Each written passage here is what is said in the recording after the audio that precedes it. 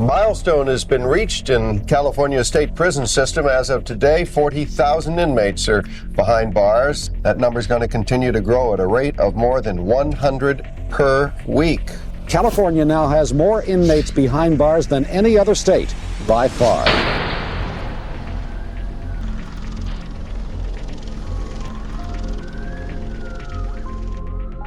Los Angeles is a huge bail market. It's the largest one in the nation because of the sheer size of the population. The county jail system holds over 20,000 prisoners. And that's just the sheriff's department. You've got numerous cities all with their own police departments and their own jails. And you've got the largest of those cities, the Los Angeles Police Department. And so there's just a huge amount of bail being written and a huge amount of bail recovery work being done in and about Los Angeles County. Bad Boys Bail Bonds open 24 hours a day, 7 days a week. Call 1-800-BAIL-OUT. If you go down across the street from the county jail, there's a two-story corner mall with nothing but bail agents. And then you go down the block and every storefront going down the block is all bail agents. So there's a lot of us here.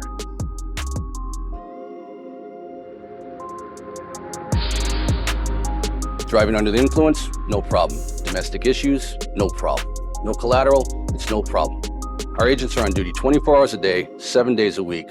Call Hollywood Bail Bonds toll free at 1-866-UNCUFF-ME.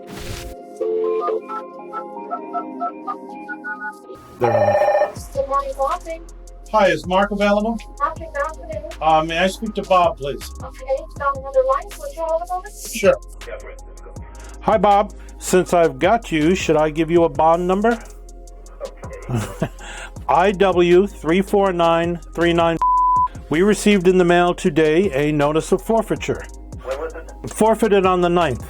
The attorney had miscalendared the appearance, so we filed and sent you a copy of a reinstatement that we did on the 10th.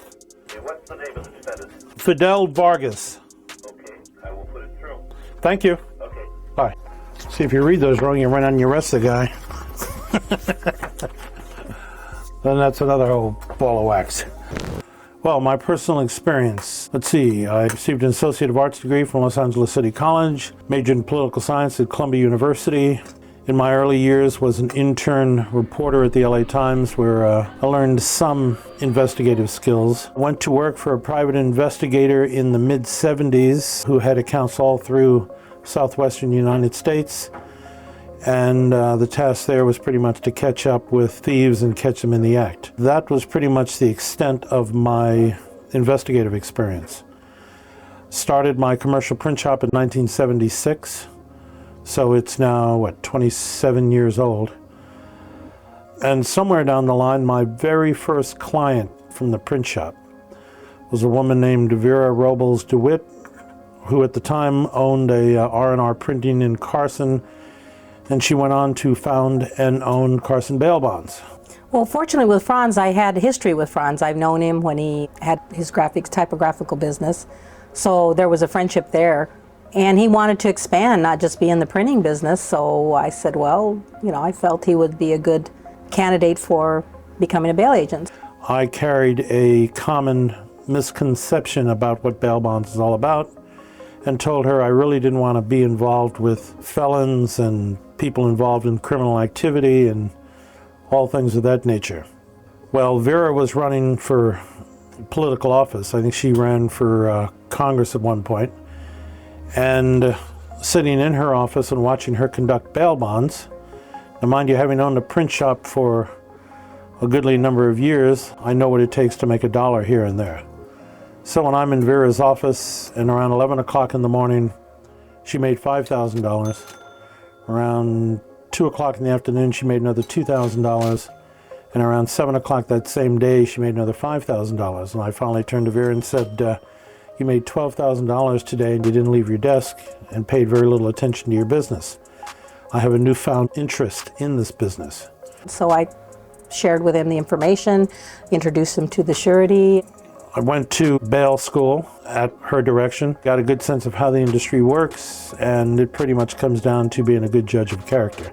If you make a mistake in your judge of character, they're going to clean your clock. Worked for Vera for X amount of time. We opened an office in front of the Rampart police station, while the LAPD's Rampart division closed their jail, rendering that store useless. And at that point, I left Vera's employ. A few months goes by, and I put together some money guys, and we approached Amwest, Surety, and with their backing, we started Hollywood Bail Bonds. It was pretty much straight up from there. The rest is history, and he would call me a lot, and I would, share. It's nothing that I would keep. I like bringing people like Franz and other people, into the business, because they're not going to shame the business. They're not going to cause us grief down the road. So Franz was a good choice, and he seems to be enjoying it. Do you do that for a lot of other agents? Few, very few. Of course, I don't want competitors all around me, you understand? Franz agreed to stay in Hollywood. My dad, he was actually on the Pasadena Police Department for close to 10 years. This was after World War II, and he settled in Pasadena and worked his way up to detective sergeant.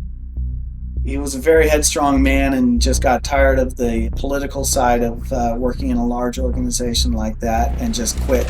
He then started doing private investigation work, and he partnered with a private investigator who also did bail bonds. And that's how he got to know the bail bond business and eventually bought the business and cut way down on the amount of private investigation that he did and focused primarily on writing bail. His partner started it in 1931, and my dad took over in 1956 or 57. My brother and I took over in the early 90s. So we've been in business since 1931. I can tell you this. If Repeti don't get you out, you can't get out. It's family or friends that they get into that's why there's so little known about the bail industry. It's been kind of like a tight-knit community. Bail bonds traditionally have been family-owned and operated businesses. It's 2, 3, 4 generations. Traditionally, this is a family business. I don't know if any of my 3 kids will ever come into this, but it is a family business. Yeah, I think we're going to skip a generation. My son's not into the business, although we spent many nights in the back office. He had his own little room in his play area. We started to license him, but he's not interested now. My granddaughter, who's 10 years old, is willing to answer the phone for me. So we may have a second generation in here. This kid is normally sitting around my office. This little guy was like 2.5 years old and walked by a phone, and the phone would be ringing. He'd look at you and go, "Bail bonds?" I mean, that's just the way it is. I don't know. Dogs, kids, it's just a normal life around here. It's a good living. I mean, it provides for a very good living, especially for a woman, because you can participate in a lot of things. I was a Cub Scout leader, a Girl Scout leader, team mom, go to the baseball games at local high school. My son was the pitcher. The phone would ring. I'd be negotiating bonds. I'd get the dirty looks.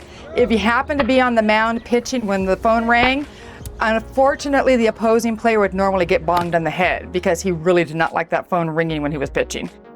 I mean, it was just one of those things. But yes, I carried the phone everywhere. And if it wasn't because I was able to do that, I wouldn't have been able to participate in my children's lives the way I did. It was one or the other, and this job gave me the ability to do both. It was a little hard on them, I think, sometimes to go with me to the jail at midnight, but I couldn't have done both things. I mean, nobody likes going out Christmas Day and bailing somebody out of jail. But when the defendant comes out and says, thank you, I'm so glad you're working on Christmas Day, it interferes a little bit with your personal life, but you work around it. On the National Association that I'm an officer, there is a team of father-daughters where the sons didn't go into the business, but the daughters did. It's a lot of detail-oriented type stuff, a lot of paperwork.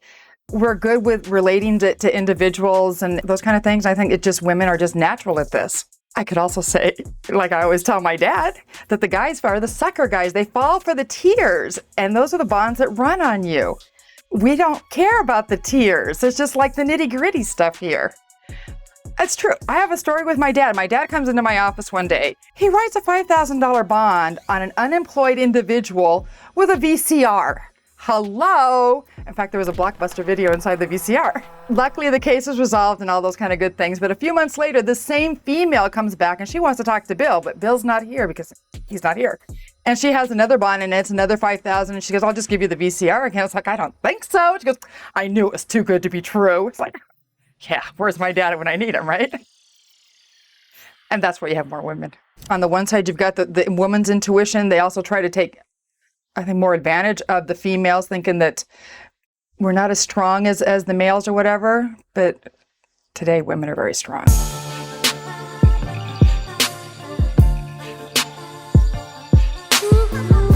I used to work for LA Unified School District as an educational aide. I worked for LA Unified for about 20 years.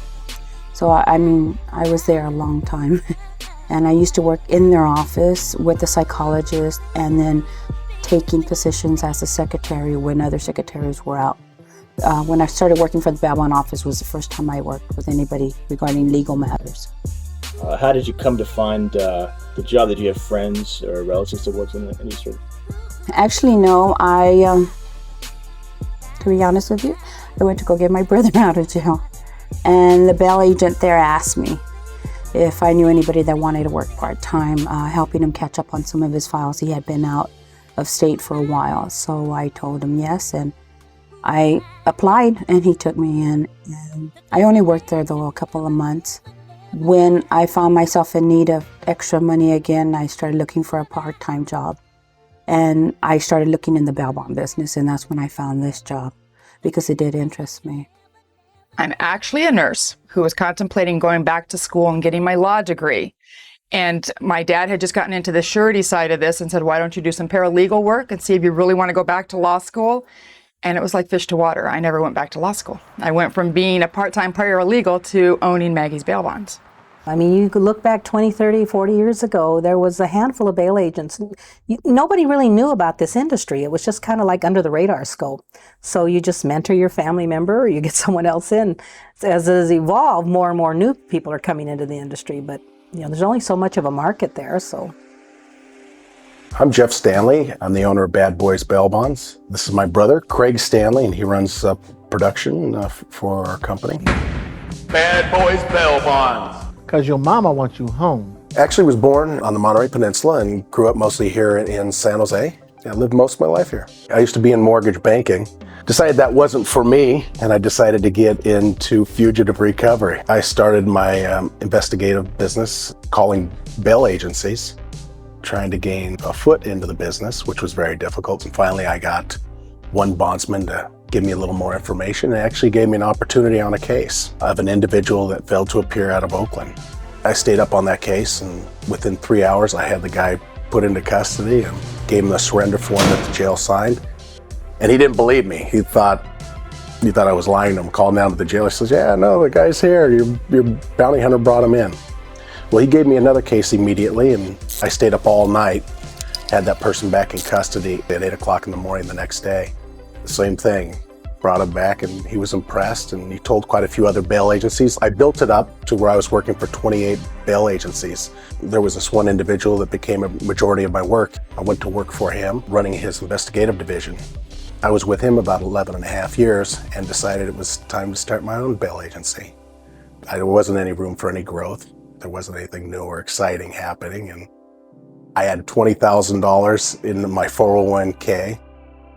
My wife just recently became pregnant. My daughter was recently diagnosed with cancer. It was not a good time, but I got the support of my wife, and we were laying down in our bed thinking of names. You know, we were saying all kinds of things, and she jokingly says, Bad Boys Bail Bonds. And I said, that's it. She goes, no, you can't do that. What would my dad think? I said, bad boy. Just, I mean, that'd be perfect name. We have one in custody on the way In our business, it's a very serious situation when somebody's arrested, and it's very stressful for people. I want it to be a little lighter, and I think it helps a little bit when somebody sees their name, Bad Boys Bail Bonds. The first thing they do is you see a smile to their face. It's kind of funny. When we started our business, I wanted to have a spokesperson. I wanted to have a person that people can relate to. George and I grew up together, and we actually used to weight train, lift weights together. George would joke around in the gym. Actually, he would mimic his grandmother. He would, he'd constantly say, "Oh, baby, you gotta be careful with them weights. You gotta push it harder, baby. Baby, oh, what's the muscle? What you sitting under the water cooler, baby? You can't sit that long. You gotta stretch some muscles, baby. You gotta work hard." The whole gym started doing it. I mean, everybody in the gym, "Oh, baby, I'm lifting them weights." And when I was thinking of a person that we could have for a spokesperson, I thought, oh my God, how about Mama? I told George, I said, "What do you think about Mama characters?" "Oh, that's great. But who's gonna be Mama?" I said, "Who better than Mama than you?" That'll be important calling me around wrestling. Mama, I'm in a real jam. What's wrong, baby? I'm in trouble with the law. We're involved in roughly 200 charities. When we go to some of these events, George will dress up as Mama and pass out autograph 8x10s to people. He almost has a little fan base. I kind of realized exactly where it was when we were at one of the restaurants, and I realized what effect it had on people when George got his meal for free when they found out he was Mama. The ladies like it? I hope so. God, I hope so.